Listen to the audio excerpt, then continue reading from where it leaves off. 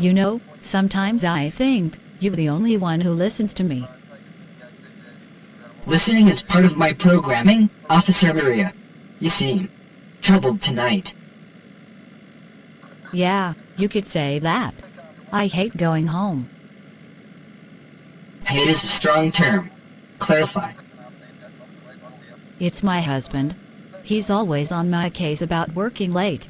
Says I care more about my badge than I do about him.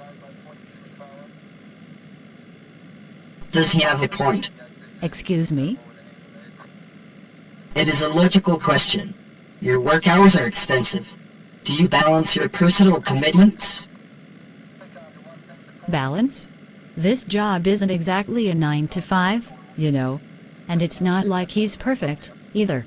He doesn't even try to understand what I go through out here.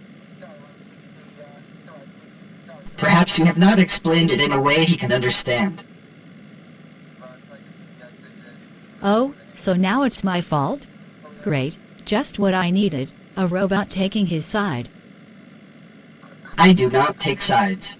I analyze patterns. Communication appears to be the primary issue in your conflict. You make it sound so simple. Simplicity is often overlooked in complex situations. Honesty and clarity can dismantle most barriers. You really think talking it out will fix everything? Statistically, open communication reduces relational tension by 67%. You seriously ran the numbers? I always run the numbers. Alright, fine. Maybe I'll give it a shot. But don't expect miracles. Miracles are not within my jurisdiction. Practical solutions are. You've got an answer for everything, don't you? That is my design. Speaking of answers. Wait. Alert. Alert. Infrared scans detect a stationary vehicle 50 meters from here, in the police restricted zone. 2 people detected. What? Confirmation. Car unmoved for 43 minutes. Recommend immediate investigation. Guess we're not done for the night. Let's move. Affirmative. Officer Maria. This is the police. Whoever's in the car, step out immediately with your hands where I can see them. Alert. Alert. Weapons detected in the unmoved vehicle. 2 firearms confirmed. Officer Maria, how? Protocol requires backup for armed threats. Maria left her walkie-talkie in the car. Communication link unavailable. Initiating alternative action. This is Unit 17 reporting from downtown precinct area. Officer Maria is approaching a vehicle with confirmed firearms inside. Backup is required immediately at her location. Coordinates transmitted. Priority, high. Repeat, weapons detected. Officer at potential risk. Awaiting response.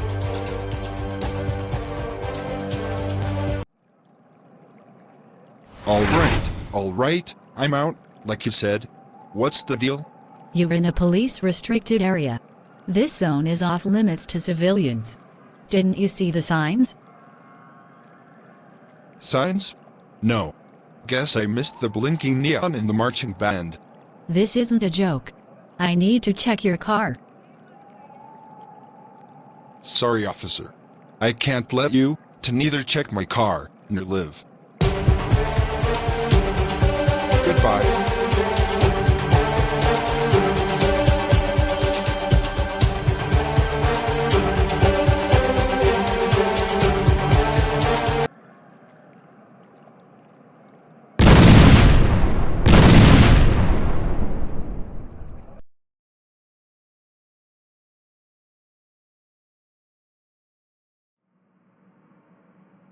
Good morning, everyone.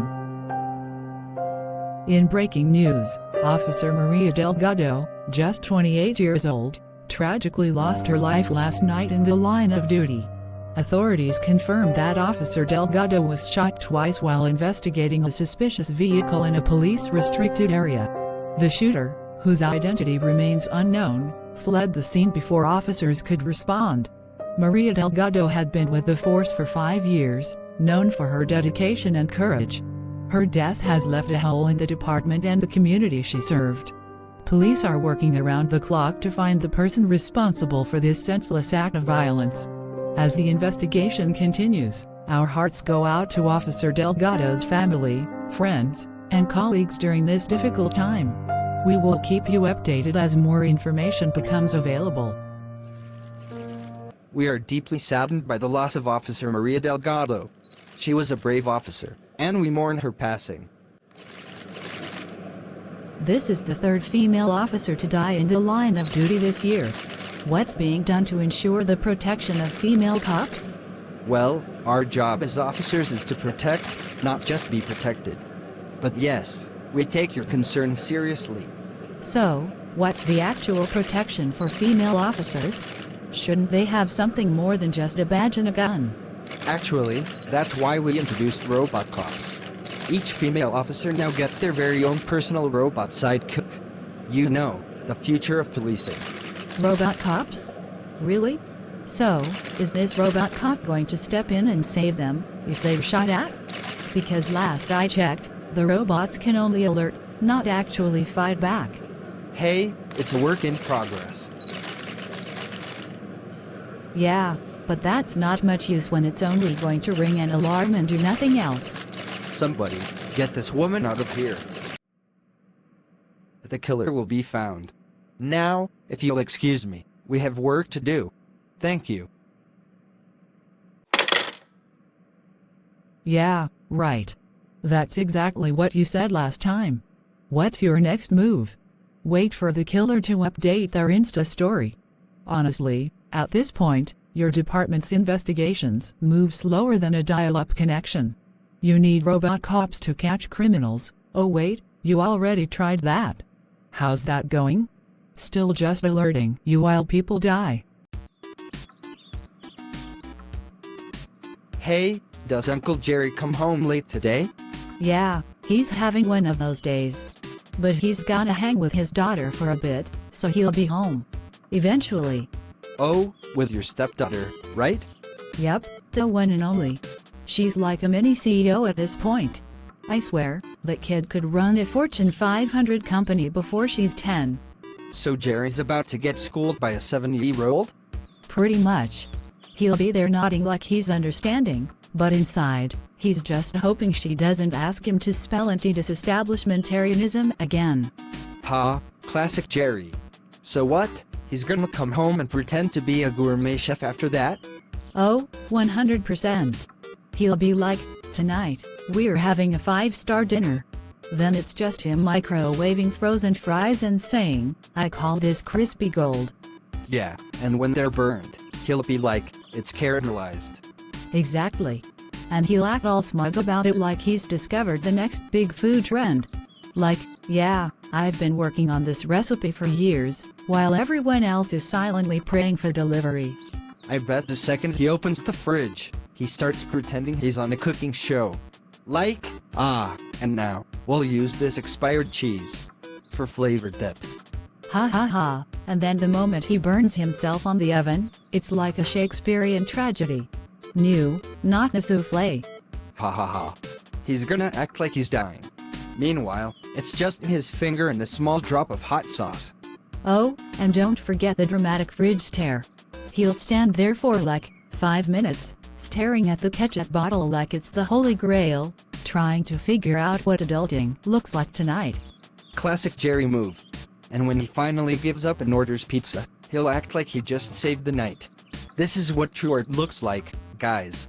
Then he'll try to make it sound like he's the hero of the day. I didn't order just any pizza. I got the one with the most toppings. And by most toppings, he means, like, pepperoni and one sad pineapple slice. Pretty much. And then he'll be like, see? I'm a man of culture. Ah, Jerry, the world's most unqualified, yet somehow, most confident chef. I think he's home. I am not gonna welcome him. It's on you. Ask him to cook. I am going to bed. Hey Uncle Jerry, I know it's been a tough day with Maria's passing, but did you have some good time with your daughter? Yeah, we did. She's been keeping my mind off things. It's nice to just focus on her for a bit. But her stepmom's pretty upset about you coming home late. Don't call her stepmom. She doesn't like my daughter. She really hates that I spend time with my daughter. Actually, how is Leah doing after you got separated from her mother? She wants me and her mom to be together once again, but that's not gonna happen. That's sad. Wanna go grab a drink? Yeah, sure, let's do it. I am gonna order 2 shots of tequila. What about you? I will go with the same.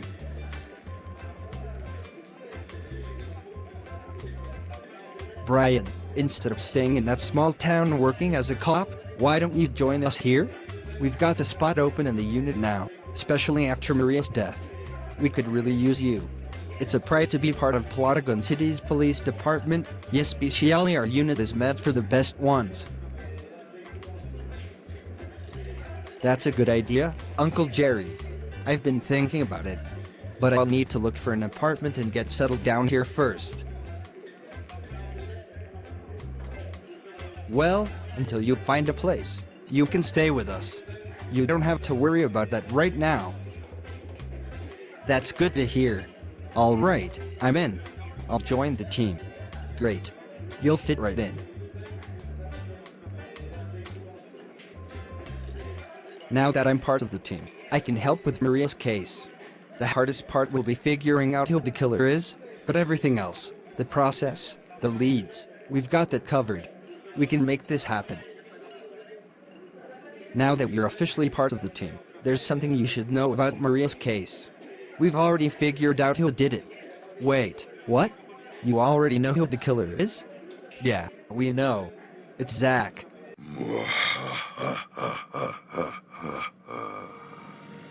Zach is not just any criminal. He's been working for some big government officials in Plotagon City, doing all their dirty work behind the scenes. They keep him as their secret weapon for all of the crimes they want to keep under wraps. So he's untouchable, then? In a way, he's incredibly clever. He's been caught 6 times, but every time, he gets bailed out, always in a matter of hours. No one knows who's behind it, but it's clear someone powerful is pulling the strings. Must be frustrating. You have no idea. We've caught him so many times. It seems so easy. But every time we think we've got him, he slips away. And get this. Out of the 6 officers who've had the honor of arresting him, 4 have been transferred to other cities. And 2 of them were killed. Including Maria? No, I haven't included Maria in this list. Because Maria did not arrest him, she was killed because she went to check his car. He's ruthless. But it's not just about silencing people.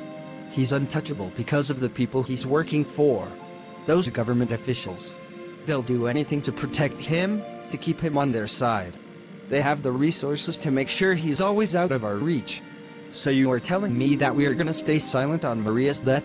How can we stay silent? Do you know what? Maria was my junior. In fact, I was the one who interviewed her at the beginning, when she came on to join our unit.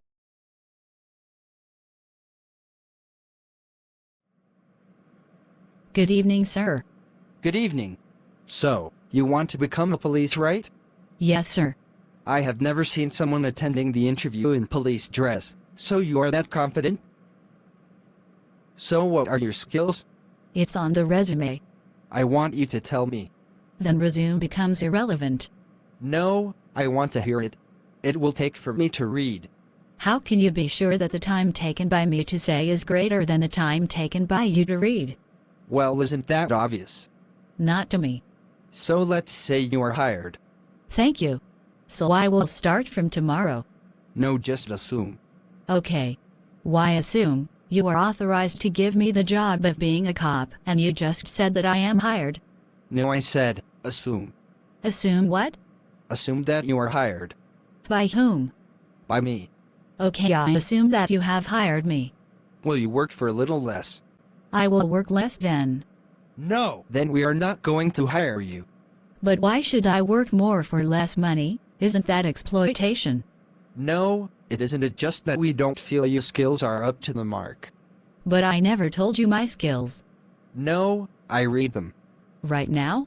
No, before the interview. Then why did you ask me for my skills before the interview? I wanted to check your communication skills. How did you check it then? I listened. Okay, I assumed that. No, I was keenly listening. You don't have to assume. So I should stop assuming. Yes! What? Everything! Then what happens? You are not hired. Go back to home and remove this dress. Then I won't stop assuming.